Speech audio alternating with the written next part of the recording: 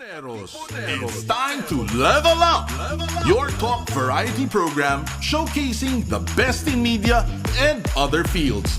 As we feature the most loved personalities and the best practices of what we truly refer to as Magis. Together with multi-awarded multimedia guru Mr. Noel Ferrer, let's all level up every Friday from 3 to 6 p.m. here on Radyo Katipunan, 87.9 FM. All good, already all the best. And I mean the best because I have here the best young stars, I believe, of GMA7 who are about to embark on their first teleserye together as lead very soon. And here are two people in the industry whom I admire, look up to, care for, and love deeply even outside the industry. Ruru, Madrid, and Bianca, Umali. Hello, magandang hapon. Miss ko kayo. Miss ko kayo. Happy birthday and happy birthday, Bianca. How are you? How are you now working together for a long time? You've parang medyo parang tinemper niyo yung sarili niyo, di ba? Na parang ay hindi maging showbiz yung relasyon at yun, wag mo na mag-work. Now you're working together in a teleserye that seems to be asking basic questions about love and life. So siguro parang napapanahon. So, Bianca, what do you think? How's the whole experience so far? Well, Sir Noel, everything so far has been very, very good. Yes, this is the very first time that we are able to work with each other finally.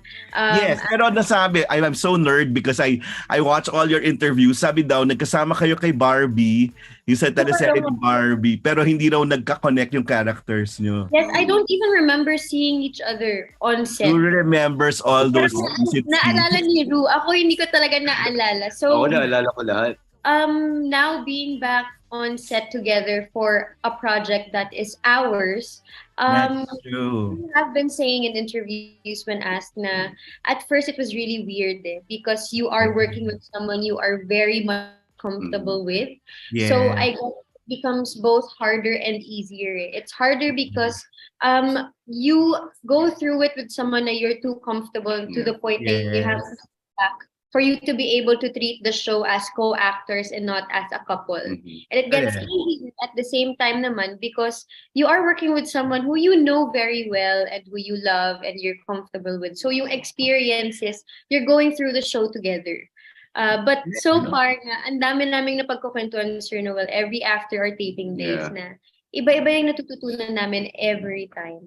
Correct. Kasi sinabi ni direct nyo at saka writer nyo, yung creator nyo, na parang it talks about life and love and what ifs and dealing with pain, dealing with losses. Di ba ang daming pwede nyong pag-usapan after. Yun yung may baon yung mga tao. So Ruru, so far, if you have to write your story with this, parang do you identify with your character? I guess our characters. Yung character nyo, oo. How much of your character is Ruru in real life?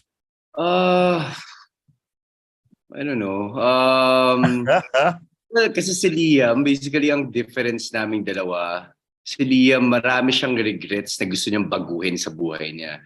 I mean, ako personally, marami ako mga bagay na nagawa before, but pero nalampasan mo na. Siya pinagsisihan to the point na gusto kong balikan yung moment na yun at itama ako kasi doon ako natuto sa mga pagkakamali na yun. So parang ayoko na siyang balikan pa dahil that made me who I am right now.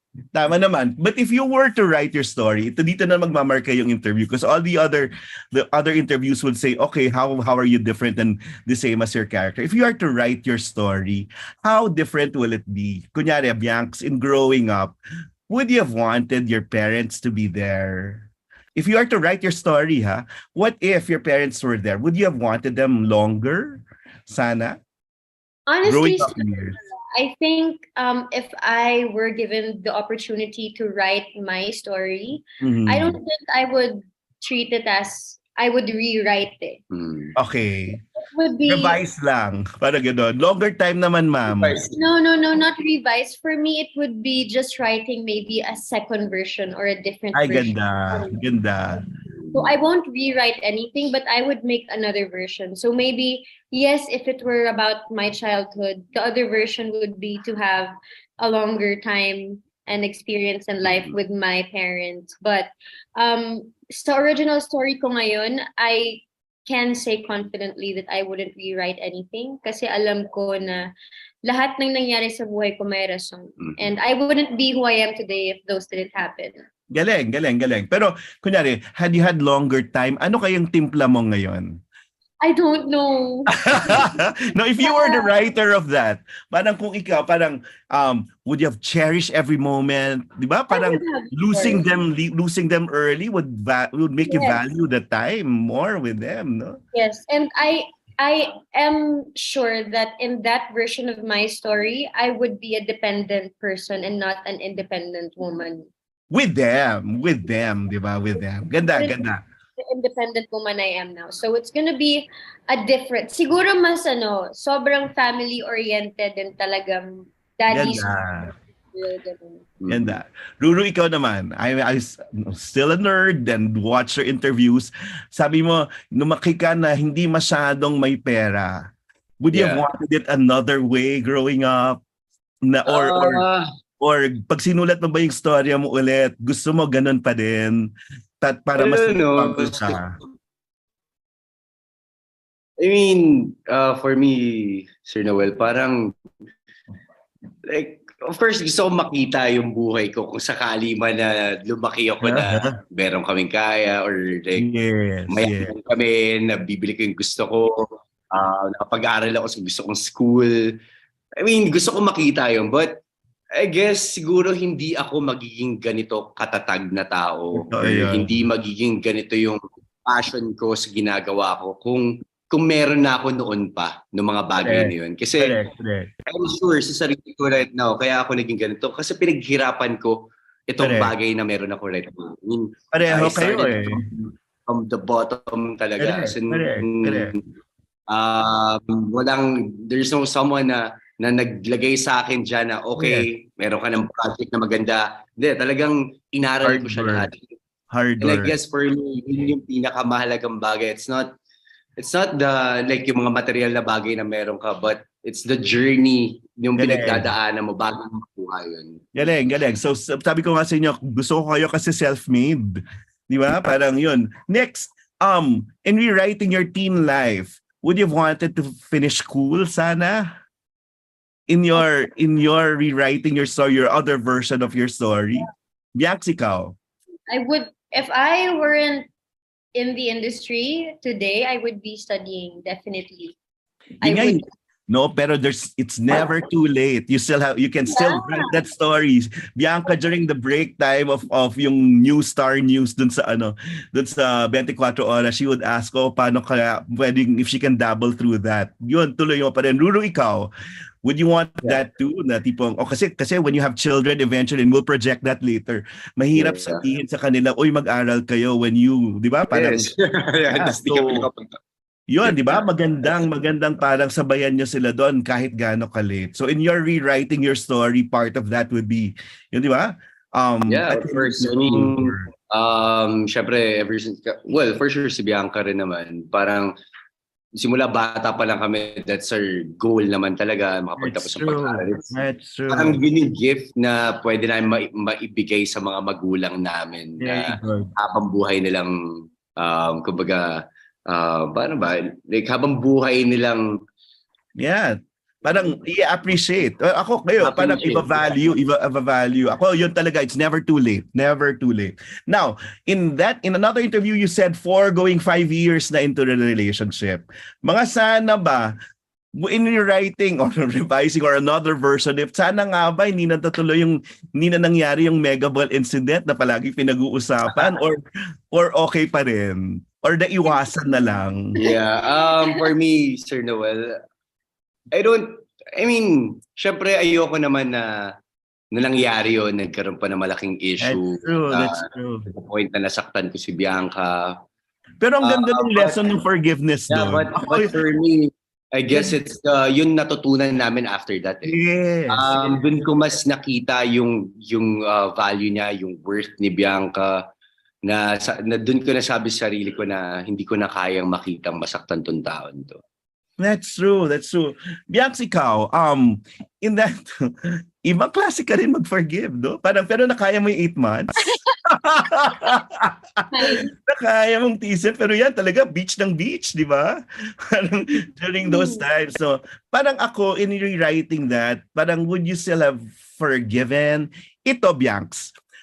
Well, mahal ko naman kayo. Parang, ang galing na pinaglaban mo si Ruru, ha? For some other person who did the same, you'd say, I give up. Why did you stand for this? I stood for the relationship. I stood for Ru at that time, not to fight for just us. I fought for myself too because alam ko sa sarili ko na wala akong pagkukulang sa relationship namin. And I knew that I did not deserve that. So I wanted them to know na it was an initial reaction to protect myself. Okay. Did not mean naman to offend, but I was really hurt at that time. Okay. So parang it was more of, okay, at that point I felt disrespected, I felt neglected and all that. So I had to acknowledge myself na kung hindi ako i-acknowledge o respetuhin ng ibang tao, ako yung gagawa nun para sa sarili ko. Hence, na kinailangan kong ituloy or i-acknowledge yung reaction ko, kaya nangyari yung mga nangyari. Galing. At lalo kang minahal ni Ruru doon. Kasi if for any other woman who has lost her patience and her love, okay, it's not worth it, no? And when finally you got back together, Ruru, ano yung resolve? There has got to be a resolve na even better. Yeah. I mean, for me kasi, Sir Noel, parang there's a lot of realizations after what happened. Parang, yun nga, katulad nga sinabi ko kanina, parang dun ko mas nakita yung worth niya bilang tao. I mean, siguro noong mga panahon na yun, we're just parang kakasimula pa lang namin talaga dalawa. So, at first, sabi nga, di ba, parang hindi mo mararamdaman hanggat nandyan yung tao sa tabi mo. Pero at once kung nawawala ng 8 months, hanggang mawala ng 8 months, lahat diba? ng pagkakamali mo at maiisip mo na, bakit ko nagawa yun? Pero parang sabi kong blessing in disguise din siya. Kasi doon ko pinilit yung sarili kong baguhin talaga. I mean, kung paano ako mag-isip, paano ako gumalaw, paano ko siya itago. So, malaking bagay siya for me. Yun yung pinaka natutunan sa bagay na yun. Galing. At yung turning point nun, after all that interviews at kinikilig din ako, isa ko sa mga kinikilig sinasabi nyo, siya na yung right person.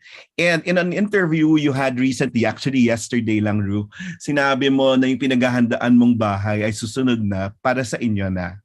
So it's writing another chapter of your story. So that's real. So in the end, your future will have both of you there. So if you are to write your story, kunya, it's mamaya na muna si Ruru. Bianca, how would you want the proposal to be? If ever, hindi mo na wedding. Babalikan natin to eventually. Hindi babalikan natin to after. So, and wala lang. If you were the writer, what will be the mood? Where will it go? Where will it be? What mood will it be? Actually, ayoko ng en grande. Oy, okay. That's very Bianca. Yeah. Ayoko ng en grande. Okay. Understated, yes. Kung pwedeng kaming dalawa lang, kung pwedeng sa tayong lugar, yung ibabalita na lang namin sa lahat ng tao na okay, we're engaged na. Yung ganun, I want it super intimate. Ayoko ng Not for show. Yes. Kaya tayo magkakalapit. In the end, may social media pero parang mas okay mag-social media break. Not everything that's not on social media that didn't happen. So yun yung gusto mo. Very personal at kayo lang. Not involving the public. Ru, ikaw, wedding naman. How would you want your wedding to be, if ever? If you are to write that story. I guess siguro kung ano sabihin ni Bianca, doon ako. Oo naman. Pero siya na yung nagsabi about the proposal. Pero yan, tama naman. Pero ikaw mismo. Talaga mag-design niya. Pero well, kung ako yung tatanungin, syempre gusto ko intimate. Gusto ko yung intimate lang. Has to be the beach or has to be the beach, no? Actually, gusto Kasi both love the water. dream ni Bianca yung beach wedding, but sa aming Iglesia ni Cristo, kailangan Dapat talaga sa kapilya. Oo nga, oo nga. So church muna, And tapos then, siguro eventually a yung ceremony, a baka party. A party will be, that's both of you. Biyahe lahat. Para sa Kung talaga love nila kami. Correct. Kung mahal kayo ng mga tao, it's a travel. Pahala kayo parang, di ba? Eventually, you catch up, di ba? And then, how many children, Bianca? If it's a family that you would want, if you were to write your story. 5. Basketball, 6. Ay, grabe. So Yung 5, basketball. sobrang game. my gosh. Sobra So na what kind of parents will you be if ever? Mas maganda ito, parang you're writing your own story. Will you be taking a break from show business? Ruru, will you be telling Bianca, okay, I'll provide for the traditional family structure, or ano nakikita niyo arrangement? I'm not gonna stop working, Sir Noel. That's Ganda. I mean, syempre, Paano? the first years of yung panganganak, syempre gusto ko very hands-on ako sa mga anak ko. But hindi ako magiging housewife. Yun yung sinabi ko. Ganda. Maganda rin naman yan. Okay, and you're saying that all now na wala pa kayong anak. Pero pag may anak na, it will change everything, ha? Ru, ikaw, Siguro do you see any other job rather than being an actor? Well, siguro, mga business siguro. Yes. Siguro papasok yan. But, I guess, malaking bagay kung papaano namin nakita siguro si Kuya Dong at saka si Ate Yan. Like, nag-aaral sila sa kung paano mag-alaga ng mga bata. Like, for example, pag may trabaho si Kuya Dong, si Ate Yan lang yung nagbabantay sa mga bata. And then pagka si Ate Yan, Very good. I guess malaking bagay siya. I mean, pares kaming mahal tong ginagawa namin at tong trabaho namin. So, ayaw naman naming mapabayaan yun. At the same time, syempre yung mga bata, ayaw namin na mamulat sila na yung mga magulang nila artista. So, gusto maging normal pa rin yung pagtanda nila eventually. Sir Noel, siguro, sa akin, based on my childhood story, I don't want them to go through the same experience. Yes. I mean, of course, so far I'm lucky that I turned out okay. Thanks to Lola. Yes, thanks to Lola. But of course, hanggat sa mga kaya ko, hindi ko hahayaan na mawalan ng magulang yung mga anak. So you will be present to them, no? Maganda naman yun. Yeah. Yes. Pinag-ikwentuhan niya namin, Sir Noel, na parang like, yung love na hinahanap niya, yun yung gusto niyang ibigay do sa future na Ganda. And then ako yung mga bagay na hindi ko nakuha nung bata ako, gusto kong i-experience sa kanila. Galing. Ganun yan. Parang it's real na. So revising, rewriting, or creating your own story, no? But then, do you see a life here in the city or in the province? Province na pala ni Antipolo, no? Somewhere in Antipolo. Para gitna. May pagka-probinsya, pero malapit sa syudad. Okay, magkapit bahay tayo. Cotton Woods na ako. Magkakaroon talaga kami ng house na sobrang malayong talaga.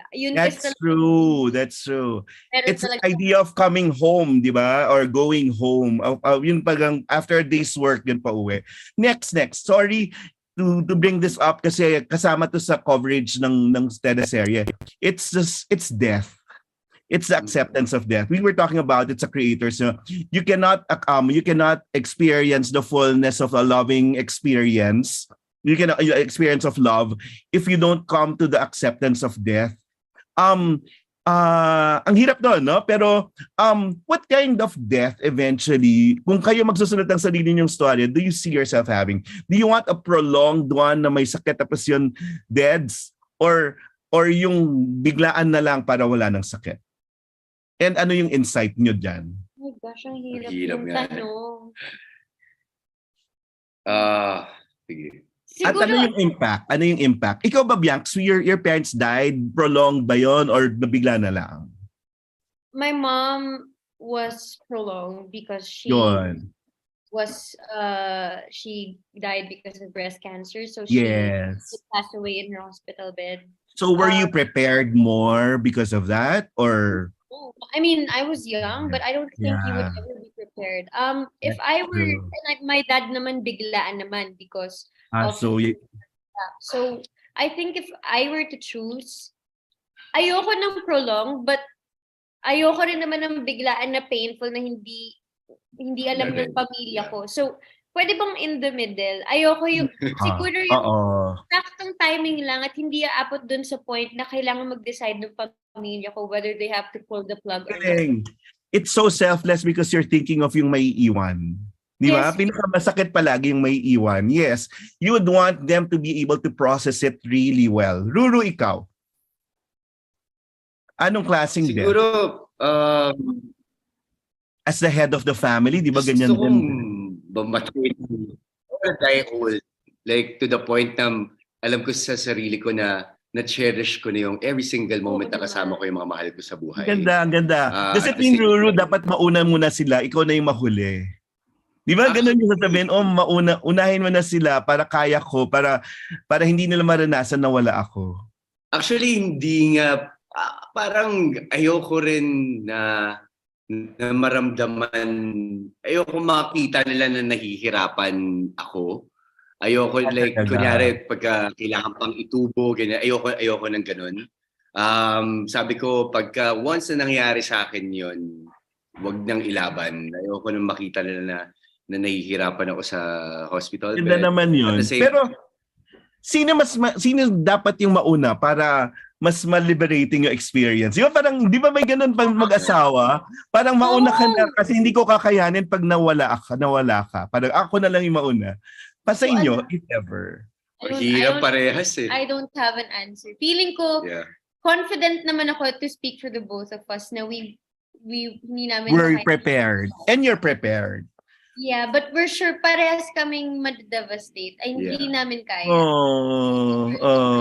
Kaya nga. I mean, ngayon pa lang, we know yes. Or when we have our children or galing. Kaya nga, well, yun yung moral of the story. Actually, the point of the soap, no? Parang spend every moment really, really well. Para pag dumating man sa finish line, you'll be able to tell your Lord, yung Ama na sinabi mo sa interview na, ginawa ko lahat. And at the same time, Sir Noel, parang sabi ko nga, kung mawawala lang rin ako sa mundo na ito, parang I wanted to parang makapag-iwan ng legacy somehow sa mundo na ito na alam ko na kahit wala na ako, meron ako na iambag kahit paano sa pamilya ko, sa mga mahal ko sa buhay, sa mga taong sumusuporta sa akin. Ru, as your friend, I have to tell you, both of you, you're doing that na now. You're doing that now, and by making your life really, leading it really well and living a happy life, you're doing that now. You don't have to worry about legacy. It's how people look at you there. Yung legacy, di ba? It's how people take it. But you won't work for legacy. You work for yan nga. Parang you're doing well. You have your own achievements. You're doing the best life, leading the best life that you have. Now, to end this, yan, galing in writing your story. At least you have your story set. 5 things palagi ko nung kausap ko kayo. Tama yung partner nyo kung number 1, gumagaling kayo. Ganun pa rin ba? You're at your best when you're together. It's still that. No, don't lose that. Second, bumabait kayo. Bumabait mo kayo ngayon. Yes. Parang ganun pa rin po. Katulad din Very good. Pangatlo, lumalapit kayo sa Diyos. Yes, that's for sure. Galing, no? Parang kasi hindi mawawala yon, no, in a relationship. Pang-apat, how are you in the integration with your family, with your friends? Yeah. Kaikot na kayo parang kasama na ba kayo sa mga ritual ng bawat isa tradition? Yes. Well, In what way? Okay, lahat. Okay, last. Di ba sabi ko sa inyo, yung pinakahuling qualification, dapat hindi kayo mukhang ngarag. Actually, totoo naman. You don't look that, and you're at your best now. So I guess you're safe with all those five qualifications. And then kindly invite the people now. Thank you for writing your story, and we'll be there, supporting and loving you as you write your own story. And then I'm excited with this soap because it seems like it questions also your existence, no? So the right project for the right couple, it will be on the 20th in GMA. Go invite them, Bianca. Ayan, sa lahat po ng mga nanonood, nakikinig, Thank you very much, of course, for listening to this interview of ours. Inimbitahan po namin kayo na sana po ay abangan, suportahan at mahalin po ninyo ang The Right One. Mapapanood nyo na po ito sa GMA Telebabad sa March 20 at meron naman din po kaming advanced screening sa View on March 18. Yes, and we just wanted to, of course, magpasalamat din kay Sir Noel for loving us always, for always supporting us. Lagi ka nandyan for us. So maraming salamat. And muli, inanihan po namin kayo lahat na supportahan po on The Right One. It's a very nice project. Grabe.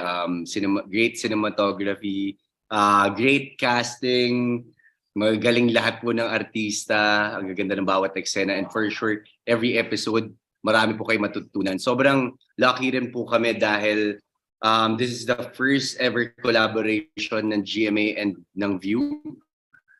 Kaya super happy kami na kami po napili para sa proyekto po na ito.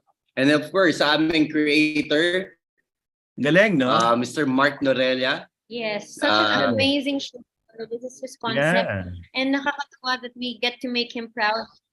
Give life to his story. Yeah, and I'm also very happy, Sir Noel, dahil karamihan po ng prod, ng staff, ng crew, ay nagmula rin po sa Lolong. Kaya super happy ako na parang pamilya na rin kami. At the same time, nakilala ni Bianca yung mga taong kasama ko ng gaano katagal. Good influence sila, Bianca. Don't worry. Yes. And of course, we want to give so much credit and to extend our appreciation to our director. Yes. Yes.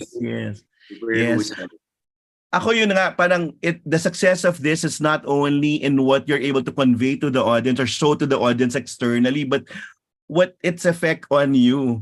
Kung nagiging mas magaling kayong artista, sige, given yon kasi magaling naman kayo. But kung nagiging mabuti kayong tao after this, and you're a better couple after this, yun siguro yung mark ng success nitong soap na to. Kasi yun, that's what matters. No? You're a better couple because of this, and you're able to ask the right questions. Your what ifs are addressed.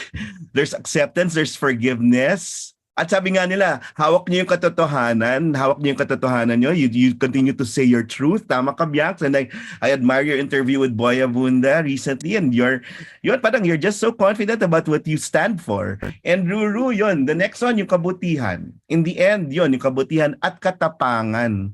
That you're not afraid to admit to your mistakes and learn from them and to fight for what you think is right. That's why I love both of you. Yun, parang ako, there's a lot to learn, not only from the soap, but from your life. So thank you very much. Thank you very much. Yakap, at sana matuloy na yung lakad natin dyan. Sana sa Antipolo, because there are a lot of good places in Antipolo. I'd like to bring you. Yun. Have you got to View Chalet? Not yet, sir. I'll bring you there. It's where we would have our Sharon Goma outings when we were younger. So parang yun, View Chalet in Antipolo. So I'll see you and I love you and I'll support your soap and whatever you do. But then more than show business, yun, take care of your life. Thank you very much. Maraming salamat. Go back to taping. Thank you, Sir Noel. Thank you very much. I'll see you soon. Paulit-ulit naman ang plano. Rush hour na traffic na ngayon na ngayon, anak mo, gumising ka na! Pwede trabaho ko na compromise mo. Saan ko muna pambili mo dito? Sa credit card. Nag-iisip ka ba? Love is an act of bravery. Nagpapakatapang ka, nabuksan rin ang puso mo para sa iba. What if you can change that one day in your life? What if your what-ifs come to life? Kung mabubura ko lang ang nakalipas, kung maibabalik ko lang ang panahon, sana maging masaya na lang si Joyce. GMA Public Affairs and View Philippines proudly present Ruru Madrid and Bianca Umali in a story that will rewrite how we imagine love and how we fight to own our lives. The Right One, world premiere March 20 on GMA, GTV, and Pinoy Hits. Stream advance episodes on View starting March 18.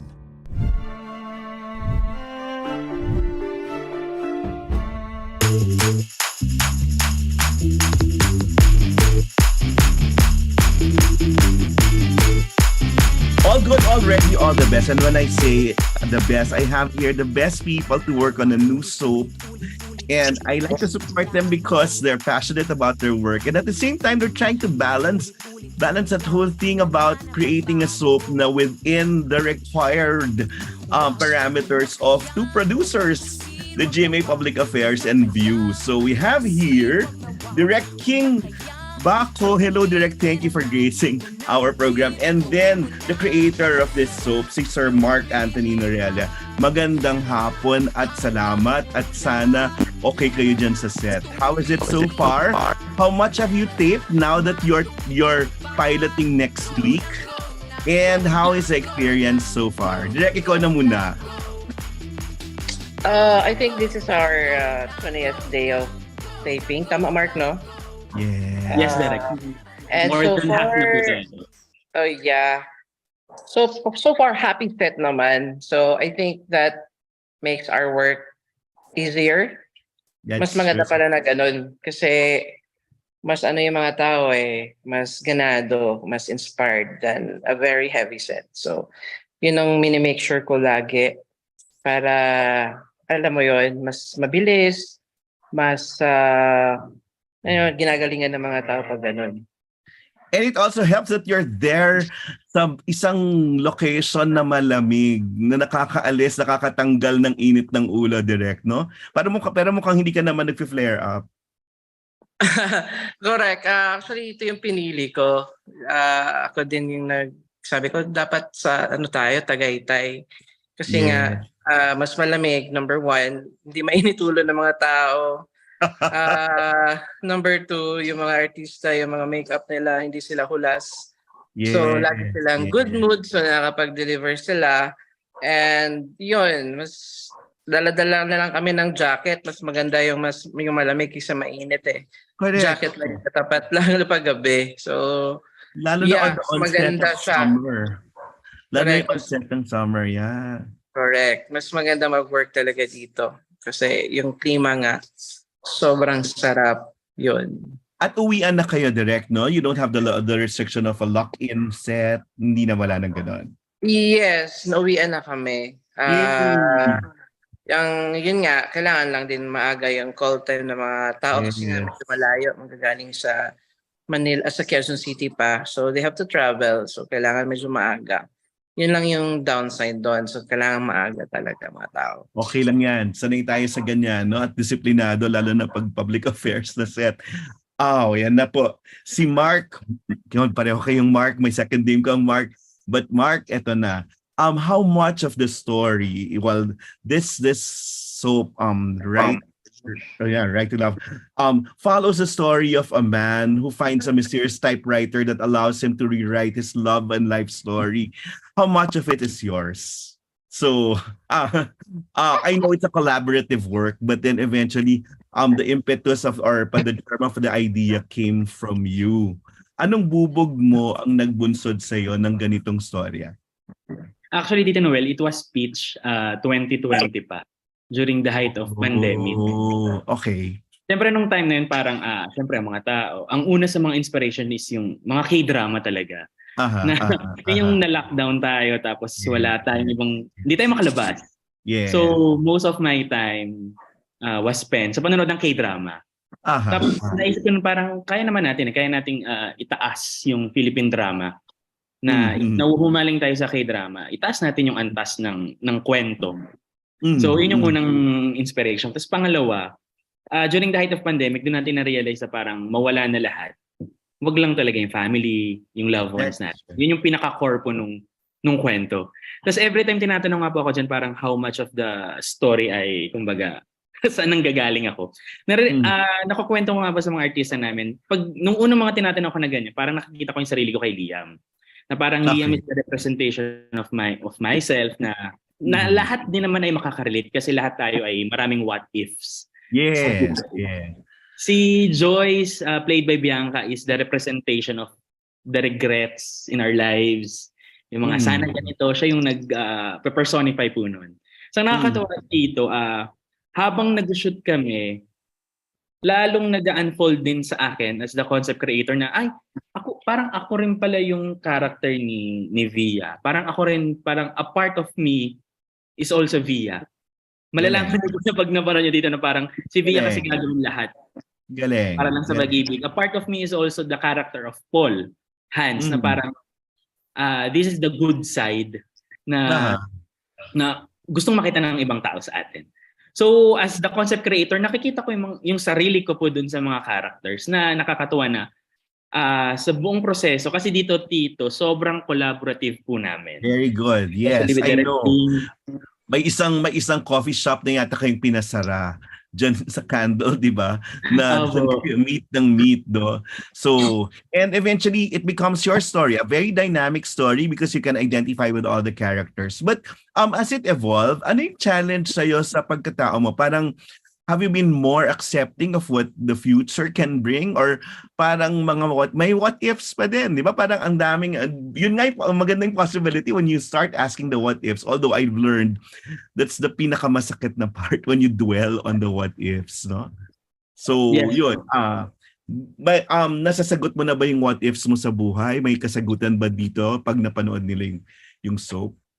Minsan, Tito, ang sabi nga din sa isa sa mga line namin sa script, minsan alam na natin yung sagot. Hindi lang natin hinaharap. Hindi lang natin hina-embrace. So, parang ang pinaka-theme po talaga nitong series ito is love is an act of bravery. So, nagpapakatapang ka para buksan ang puso mo para sa ibang tao. So, it's a matter of being courageous sa pagmamahal. Iba't ibang klase po ng pagmamahal. Hindi lang siya romantic, platonic.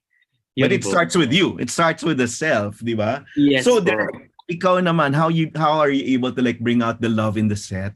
So translating it to visuals, no? Parang you're very good actors and you have a very collaborative, creative staff. Pressure ba sa'yo na dapat magmukhang Korean novela? Oh yes. Actually, sinabi niya talagang yes. Yeah. Yes, visually dapat ganon yung kalalabasan. Yun yung ini-aim talaga sa lahat ng mga shots. Camera movements, ganon. Nagtutulong since this is still a collaborative work, nagtulong-tulong naman yung wardrobe, yung production designer, na kailangan ganito yung lalabas sa pananamit, ganon. And then ultimately, dun sa shots, yung sa mga camera movements namin, and the choice of locations, which is very important. So, That's yeah. So, yung may mga minodify kami, like from train, dapat train yan eh. So, magiging bus na siya. So, it turned out maganda naman. Parang dun kami nagsushoot sa may Batangas, pero it looks like Batanes. So, ang romantic. Direct dapat ba magmukhang mahal? Oh yes, dapat yun, di ba? Parang that's parang yung standard, di ba? Magmukhang mahal, magmukhang aspirational. That's correct, Tito. Parang ang ginawa namin, number one sa wardrobe, ang ganda talaga ng mga damit ng mga artista. Galing. Kung mapapanood nyo, parang isang malaking fashion, parang fashion show yung so gaganda talaga, to be honest. People would want to copy, di ba? Kasi parang yun, parang sa totoong buhay, gusto mo na ganun yung standard. How about the language, Mark? Language has to be elegant too. Somehow. Lalo na writer yung persona diyan. So sa writing mo kailangan maayos yung pagkakasulat. Yun ba yun? Or did you have to capture new words also from the now generation? Ako ba? Si Mark yata na stock. Na ano yata? Well, sige, direct while we're waiting for his ano. Si Mark? Oo, yata na nag-freeze yata siya. Gagalaw yung baso. Pero direct, paano yun? Did you have to check that the words ought to be elegant also? Mark, dun sa writing process yun. Ayan po. Yeah, Mark. It has to be elegant, no? Actually, ang joke po namin dito, para tayong nasa isang fashion show kasi parang all the characters should be look glam. Na talagang hindi, kumbaga, sumasabay yung wardrobe and styling team dun sa visuals po ni Direk. Yes. Pero hindi alienating. Yes po. Aspirational but not aspirational po. Yes po. That's true. So, the challenge really, how about the words? Did you have to it has to be elegantly written? Depende po sa characters. For example, sa character ni Mikey na fashion, nasa fashion industry. Talagang elegant ang words po. Parang binabagay din po namin sa eksena. For example, hindi siya super alienating, makaka-relate pa rin po mga tao. It depends po dun sa characters talaga kung ano yung kinakailangan language. Yun. Tapos direct yung timelines. It's hard, no? Parang, yung capturing the now and then eventually kung meron mang challenges in the future, we can't give away everything, but parang the play of light, the play of, paano mo ginagawa yun ngayon? Actually, kung sa timeline, yung just story nga kasi 'di ba may mga old revised timeline may ganun. Paano yun? Parang are you taping chronologically? Sometimes the reality of the shoot is that hindi kaya ng location, hindi kaya ng, 'di ba, ng load per day. You mean Tito yung sa story, yung timeline ng hindi ka naman hindi ka as you air yun yung sinushoot, hindi ba? Actually, paano mo natitimpla yung technicals mo dyan? Paano technicals? Ganun naman din, Tito. It's just that, the number of sequences, medyo marami nga, but we're trying hard pa rin na maging beautiful. Di ba, usually, pag pilot lang ginagandahan. Pero ako kasi talaga... sa inyo consistent. Kailangan throughout ganda. So may mga workarounds kami, like where I'm using the Ronin, the Black Magic camera, which is portable, tapos alam mo yun, gumagalaw talaga kahit naglalakad yung eksena, kayang i-focus. So that adds beauty. Iba yung parang Hollywood yung dating na pag ang eksena ay naglalakad yung mga artista, yung hindi lang yung nakatayo lang, nakaupo. So marami kaming... Lagot ka direct king, bawal pangit. Bawal ang pangit dyan sa set siguro. Or bawal ang pangit niya sa... And then with regards naman dyan sa timeline, sinasabi niyo din sa storytelling naman. Kasi may linear yung story, di ba? It's more of the transition naman ng paano ka timeline to another timeline. It's more transition. So may mga device akong ginawa na ginamit. Like pag camera, magbabago yung environment, seamless. So paano rin, ako favorite ko yung...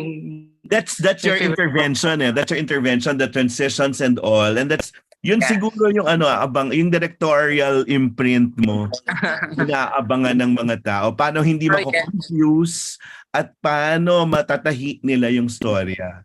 Now, sa production side, dagdag ko lang po, sobrang efficient po ng aming assistant director. Hi, Direct Jazz, kung nanonood ka. Kasi makikita nyo sa breakdown dito, nakalagay old timeline, new timeline, revised timeline. Na pag sinut mo talaga siya, babantayan din syempre ng continuity. Ang galing din po ng continuity director. Galing. Anong DOP, makikita mo yung old timeline nito, new timeline. So kahit nasa isang araw nag-shoot kami ng magkakahalong timelines, bantay sa Radyo dito talagang look, especially Bianca, na mag-iiba-iba ng buhok. So, iba talaga yung product po ng collaborative work po. May joke pa nga kami dito na minsan magsasuggest ng ganitong line sa artista or coming from the directorial team. Sabi na, writer number 5, writer number 6. Yun po siguro yung beauty kapag open. Galing. So, hindi ka sarado sa... Hindi sarado pero you're able to put it along the lines. Kasi you can see, hindi basok yan dito sa timeline na ganyan. Ang galing. Pero ito, you're wearing different hats now as a creator, content creator, and now production. Well, while it can blend, somehow, di ba parang, it's more efficient because you're able to control production requirements, pero hindi naman nasa-sacrifice yung storya. Actually dito, mas na-realize ko na, mas madali personally para sa akin na producer ka, nasa creatives ka rin kasi number one, at the end of the day, usapan pa rin po ito ng budget talaga. Parang yes, aesthetics, pero Wait, sandali lang tayo lang. Hindi ba mas madali? Dalawa naman na yung producers nyo eh. madali naman siya dito, pero kumbaga kita mo, okay, baka naman yung tipong nakikita na natin dito na okay, pag may budget restriction, alam naman natin, nare-revise na natin yung scene, yung requirement na hindi naapektuhan po yung kumbaga yung intention ng eksena. Very good. Very good. Parang kumbaga as producer, mag-giveaway ka doon sa kapag kinakailangan na grand yung scene. Kasi minsan yung beauty nakikita natin minsan sa simpleng eksena lang. Idaan sa linya, idaan sa magandang ilaw, sa magandang blocking. So hindi na kailangan magpasabog pa ng mga sasakyan, mga tipong ganun.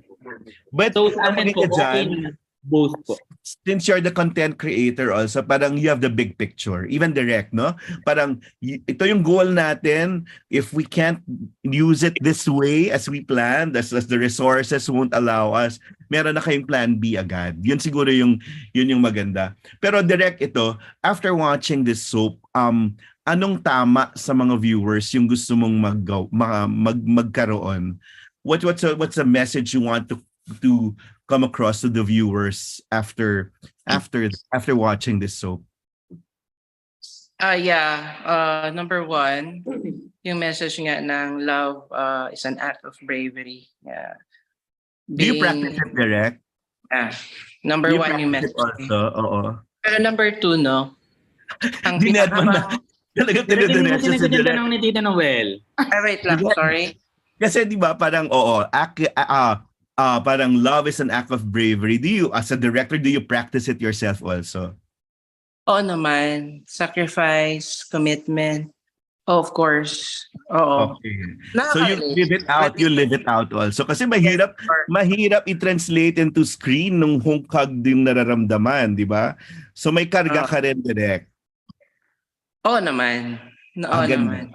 At least honest direct. Oo. An act of bravery talaga siya. And you know what? Yung pangalawa din na sobrang gusto ko yung mag-gets talaga ng mga manonood. Yung value ng loved ones mo. Yung value ng minamahal mo. Kasi yung oras pala ay hindi rin naman nababalik. Pero kasi dito sa series namin, parang may power siya na ibalik yung baguhin yung destiny or yung mangyayari. Pero nagre-reflexive yung series yung ano, pero sa tungkol hindi na nagagawa yun.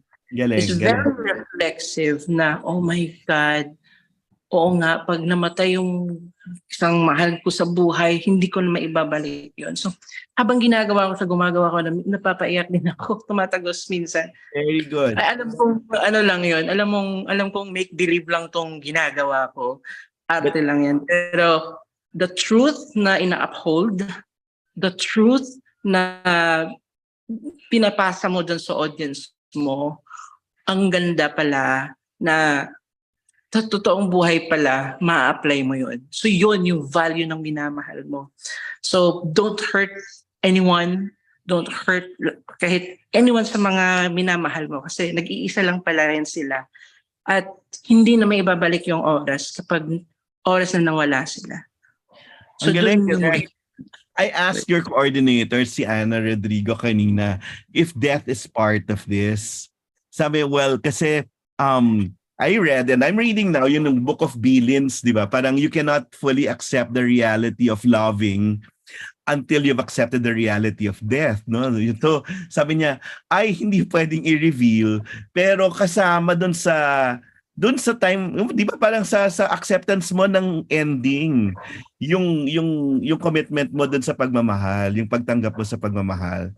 And yun, parang ako, ang ganda lang na realization, it doesn't have to, well, parang hindi kailangan magka-pandemic or hindi kailangan magkagulo yung mga tao to realize the importance of time and people that you value. So Mark, ang gusto mong message at tumatak dun sa mga tao after watching this? Ang ganda ng insight ni Direk, no, that you're able to capture the reality of loving by the acceptance of everything that can happen, even the possibility of death, no? So, nakakaiyak 'yun. Pero 'yun parang mahirap tanggapin pero pero you have ang maganda nga right, 'di ba? Right, the right one. You can rewrite and rewrite your story. You have the power and you have that voice. So, do it while you still can, no? So, 'yun. Anong gusto mong tumawid na mensahe sa mga taong manonood nito, Mark? Dalawa lang po, Tito Noel. Number one po is take a leap of faith. Na kapag nandun ka sa moment na kailangan mo mag-decide, That's true. hindi mo na mababalik, tama si Derek, hindi mo na mababalik yung oras na parang inside of magsisikap ang buhay, take a leap of faith. Pangalawa naman, Tito. Doon yung tapang, no? Doon yung tapang yes, din. Yes, tapang. Yeah. Pangalawa po is, kapag nangihinayang ka na dun sa mga missed chances and opportunities, acceptance po talaga na parang i-accept na there's a higher being na the real author of our lives. That's for now, hindi natin ma-realize bakit nangyari to. Pero makikita natin yung beauty nung pinagdaanan natin. Na parang for example lang, hindi kami natuloy sa ganitong location or nagka-problema. Then mapupunta ka sa ibang location. Then nakita na, grabe pala, no? Na parang, kaya pala nangyari yun kasi may better plan. Okay. Na parang, mas maganda pa yung nagawa. So, ganun in reality din po na parang, huwag tayo mag-dwell doon sa pagsisisi, pero i-acknowledge po natin siya. Galing. Life has to move on po. And moving on, even if we're hurt, di ba? Kaya ganyan din yung nangyari sa atin sa bansa, no? Kahit sa, and may levels ba yan? Personal and komunidad, tapos may bansa. Ganun, yun. You're not having their characters in a limbo, no? Meron namang context yung mga characters. Yes po, Tito. May macro level din po ito na hindi lang personal naka-anchor, pero makikita po natin dito kasi may mga characters na politician, na nasa movie industry. So matatap din po yung iba't ibang industries. Kasi hindi dapat may context din sila, hindi sila vacuum, no? So ang maganda nito parang you're able to like marry everything and with the creatives and all. Well, we really hope you'll have a successful launch next week. You're not naman hand to mouth, no? I hope not. Let's not suffer that fate anymore. Tapos na yung mga araw na yon so that you can concentrate on your good storytelling kasi yun yung challenge sa inyo. So, Direk, can you invite people now? It's next week already. Do you realize? March 18, I think, sa View. Yeah, sa View, March 18. Pero, you're promoting already and parang you're having your premiere, at least the press briefing this weekend. Are you ready for people to interpret your work ngayon?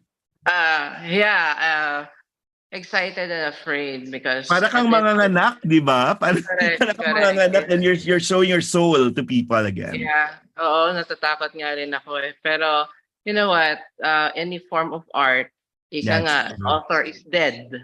So, the author is dead and yung mga manonood na talaga yung ibabangga na sa sarili nilang mga karanasan eh.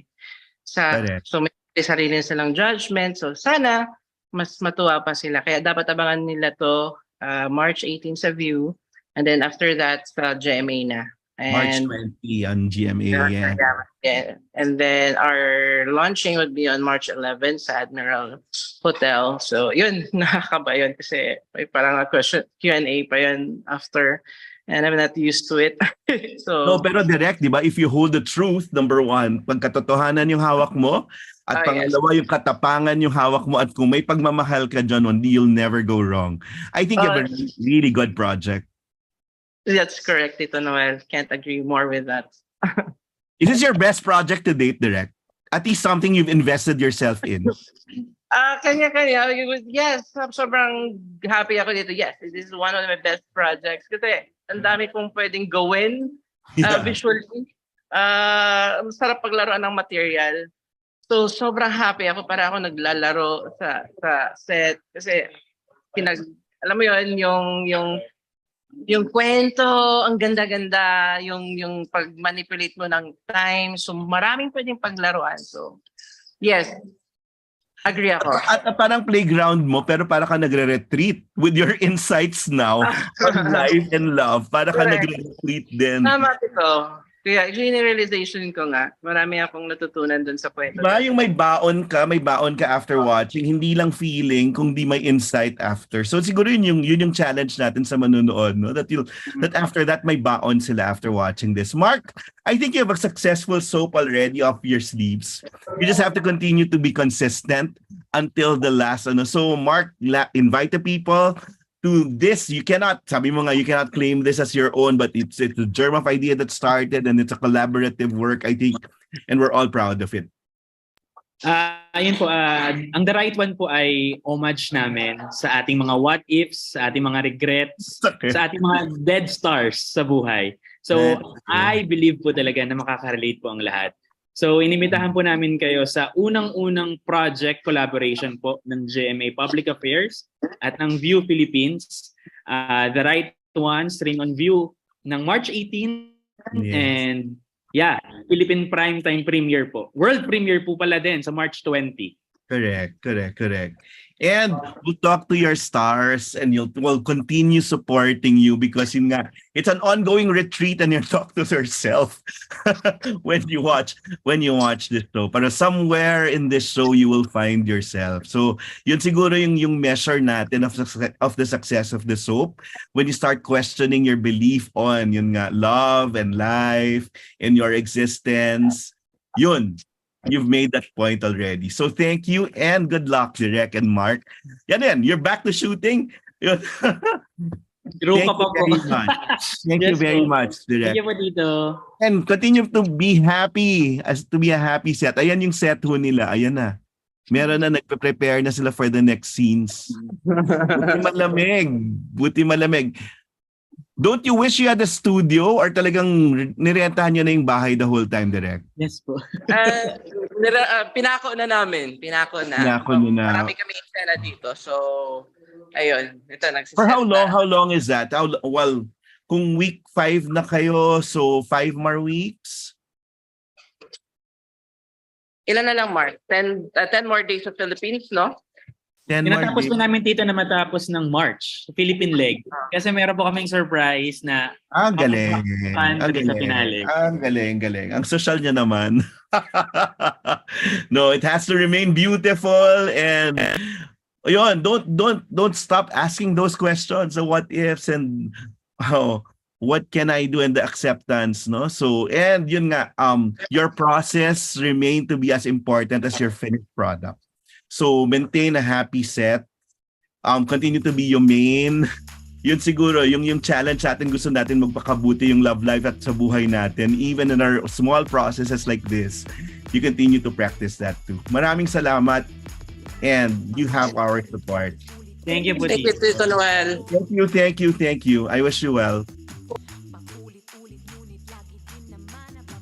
So there you have it, our very special episode with the cast, the main cast at Lisa leads, and the director and the production team, the creator of The Right One, to be shown March 20 in GMA Primetime, and then March 18 in View. That would be a very, very good project under the GMA Public Affairs Department, headed by a fellow Atenean, Nessa Valdeleon. So please support it. We also support Joshua Saturna, the musical, which is showing at the Ariete next Friday. We hope to have some of them in the show and level up soon. And then we also support Mula sa Buwan online. They've taped or videoed or recorded the live staging, and it's about to be transported now online, and we hope to catch the whole Mula sa Buwan experience all over again. And at the same time, we also support ang Huling El Bimbo, which will be up soon at the Newport World Resorts. And then Walang Aray, the second run in April. We'll try to catch that too. Plus, me being part of the Metro Manila Film Fest, Execom, we would like to invite you to support the very first summer Metro Manila Film Festival. It will run from April 8, no? That's Black Saturday, after 1 week po na, or halos 1 week sa Holy Week na walang palabas sa sinehan. Yun po, papapanood niyo po yun sa malalaking sinihan, sa mga sinihan, April 8 until the 18th, whereby we'll only have Filipino films shown sa lahat po ng sinihan. Sana supportahan natin ng pelikulang Pilipino. Ang parada po ay mangyayari sa April 2 dito sa Quezon City. Tapos April 11 po ang awards night. So that's a whole thing about the Metro Manila Film Fest having its first summer event. Na magandang senyales pa sa industriya na patuloy natin tinutulungan bumangon at maging masigla ulit. Tapos so meron yung recording ko po, yung friend of mine ay nasa Spotify pa rin and all social media outlets. So social media stores, you can download it if you wanna have a feel of the 80s. And very soon, we'll bring you back Odette Quesada, who composed Friend of Mine and sang originally Friend of Mine. We hope to have her here in Manila to celebrate her anniversary, hopefully in September, no? And then I have referred to this book during my interview, the Book of Billions, no, by Jubilee Sanggalang. Ang nakalagay ito ay parang Your Ultimate Guide to Living Well. So sabi ko nga doon sa interview, no, parang ang natutunan natin, you cannot fully experience the fullness of love if you have not accepted the reality of death. And part of it is preparing for your death, for your parting here in this earth, in this world. So it's nice to like prepare for that too. Kaya nga ako sa lahat ng mga kaibigan ko, nakikinig, ang isang hinihingi ko sa kanila ay ang written eulogy, parang letter naman, a written letter, parang palangka lang. And I ought to publish that when I turn a year older this year. No? So I was telling them, and yung kung meron naman ng kaibigan na nakikinig o nanonood ngayon, I'd like to like get that from you by Easter Sunday. That would be my internal deadline. So ang maganda doon, parang I'd be able to write you back a thank you note while we're all still living. Hindi pa naman, wala pa naman taning yung mga buhay natin. But it is really very, very good exercise to listen to those words or those nice insights and nice probably pabaon ba sa'yo? No, yun, na at goodwill sa'yo ng mga taong nakasalamuha mo dito sa mundo. So it's nice to like experience that while you're still living and try to practice yun nga, goodness, kindness, no? While we're still here.